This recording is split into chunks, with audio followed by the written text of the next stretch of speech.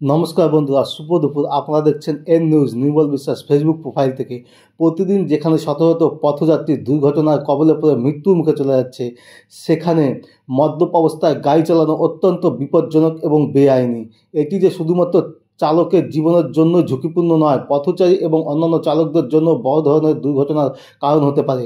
পশ্চিমবঙ্গের ট্রাফিক আইন অনুযায়ী মদ্যপ অবস্থায় গাড়ি চালানো যে শাস্তিযোগ্য অপরাধ, কিন্তু সেই আইনকে বুড়ো আঙুল দেখিয়ে মদ্যপ অবস্থায় গাড়ি চালানোর অপরাধে গ্রেপ্তার হলেন এক গাড়ি চালক। জানা যায়, রাজীব পালের গাড়িতে করে বর্ধমানের এক বাসিন্দা স্ত্রীর ডাক্তার দেখানোর উদ্দেশ্যে কলকাতা যাচ্ছিলেন, কিন্তু গাড়িটির এতই গতি ছিল যে পুলিশের চোখে চলে আসে। জিজ্ঞাসাবাদ করতেই অ্যালকোহল মিটারে ধরা পড়ে চালক মদ্যপ অবস্থায় রয়েছে।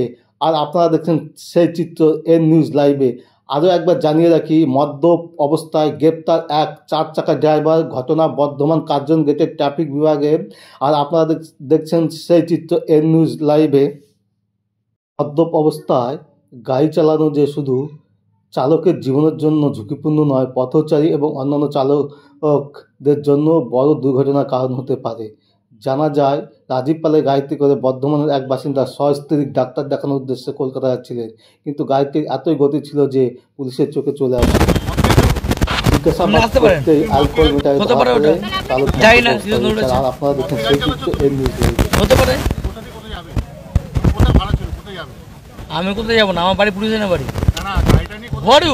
আপনি ওটা বন্ধ করুন না, আমি আপনার কোনো কথা। আমি নিজে মালিক, নিজে মালিক।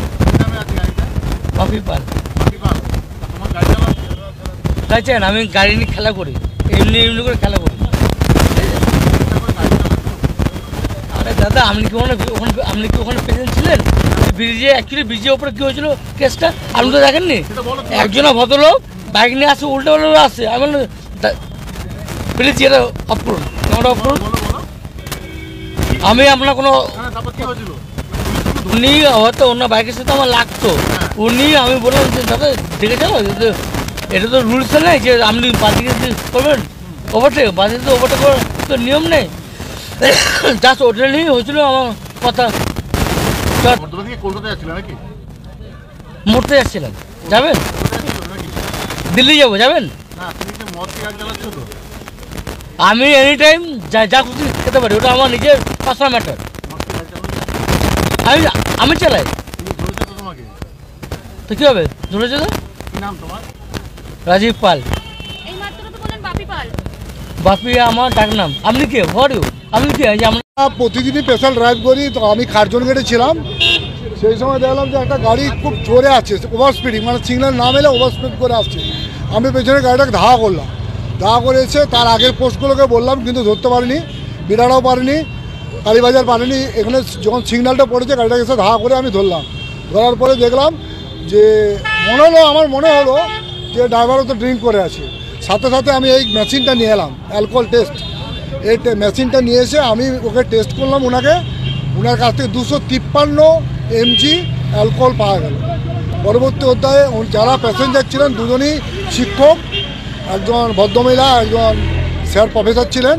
ওনারা যাচ্ছিলেন কলকাতায় ডাক্তার দেখাতে। তো ওনাদেরকে আমি আবার একটা আলাদা গাড়ি করে দিলাম, ওনারা বেরিয়ে গেলেন। আর এই গাড়িটাকে নিয়ে আমরা কেস করলাম এবং ড্রাইভারকে অ্যারেস্ট করলাম, বর্ধমান থানায় পাঠালাম। আর